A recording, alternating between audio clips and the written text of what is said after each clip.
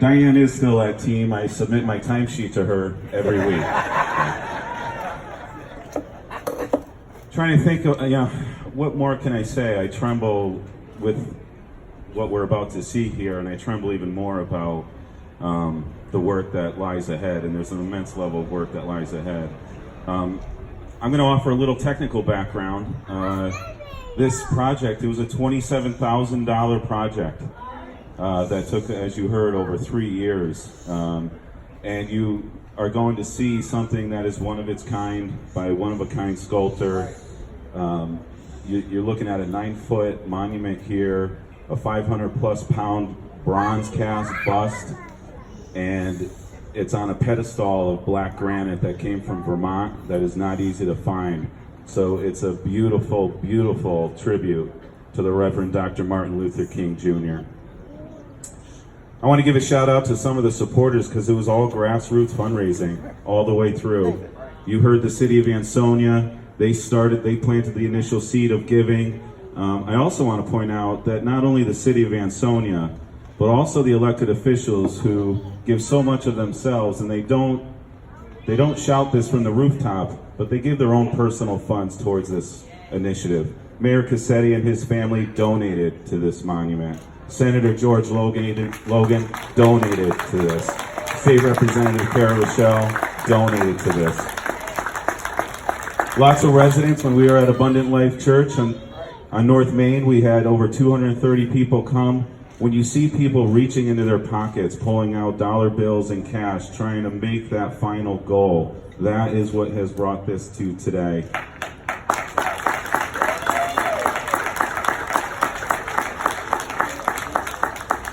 Every member of the Martin Luther King Committee gave towards this.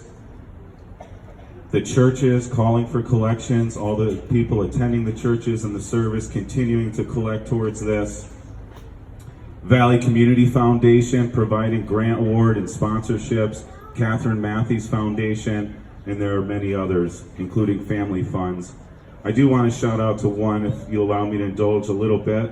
A very close friend of team, and more importantly, a close friend to the Valley and the work of trying to improve the quality of life in the Valley. John Scott provided a $1,000 donation in memory of the late Martha Smith. And I really wanted to shout those names out because they are part of the fabric here, right here in Ansonia and the Valley.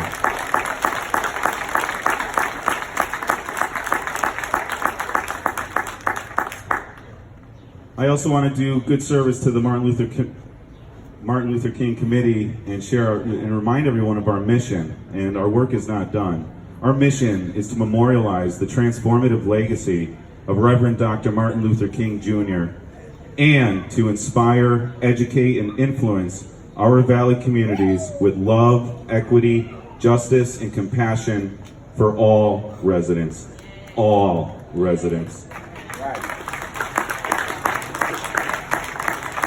The vision of the committee and the work ahead is that the dreams and convictions of Dr. King perpetually resonate through all the behaviors and actions in our region's work as we strive to address community well-being and quality of life for all residents right here in Ansonia and the Valley communities.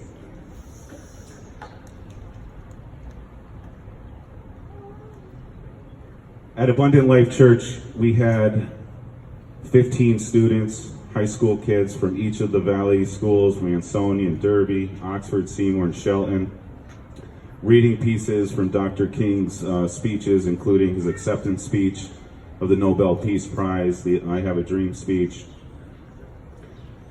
And some of the things I tried to talk about with the kids, and I think we need to be sure we do this, is to remind everybody that Dr. King spent many, many times in his early years right here in Connecticut in Simsbury.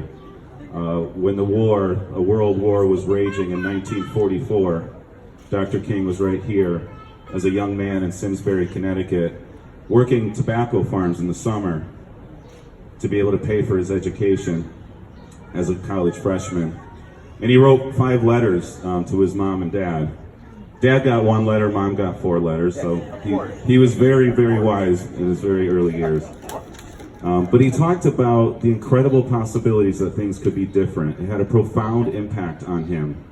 his time in Simsbury. He would go to church service in Simsbury. He would travel to Hartford, and he came back in 1947 as still as a very young man. And he would talk about being able to get milkshakes at the drugstore, and how he'd have the opportunity to be with other white women and white men and not be excluded.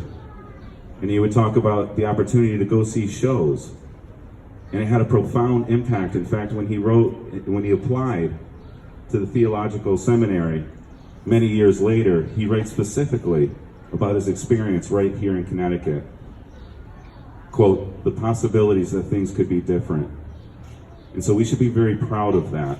And we should hold that and bottle that for ourselves right here in Ansonia and right here in the Valley.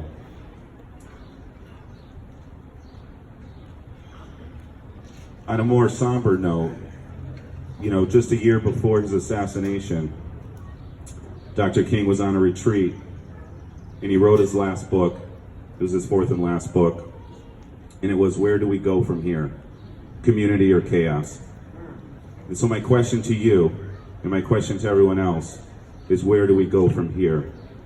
Because right now in 2019, I hear lots of great things said about team, and as all of you know, we see thousands of residents from the Valley turning to team in very difficult of circumstances. We still live in a world where people are so quick to exclude, so quick to cast judgment based on one's social, economic, or environmental background. And sometimes that chaos is right in front of us and very overt, and very often that chaos is very covert. And so our challenge as the Dr. Martin Luther King Committee is we don't stop today. We're very proud of this monument, but we're not spiking the ball and doing the touchdown dance. We are going to continue to move forward, to talk with our school districts, talk with our community leaders. How do we embed curriculum, the exceptionalism of our youth, our adolescents? They are the brightest minds. You heard some of the wisdom and where they can really, that one drop can make all the difference. How do we challenge the exceptionalism of our youth every year? And how do we build it in the curriculum where we say, hey, look at the dreams and the convictions and the words of Dr. King. How does that and what does that resonate the here and now, in your neighborhood, in your classroom, in your community, right now in 2019? And what does that mean to you? Those kids can lead the way of love and peace and equity and opportunity for all. So I stress to you, feel good as we go down Main Street, feel the tingle, but the work is not done. Please don't be a stranger to the MLK committee members, because we are going to continue to say, where do we go from here? We have a lot of work to do.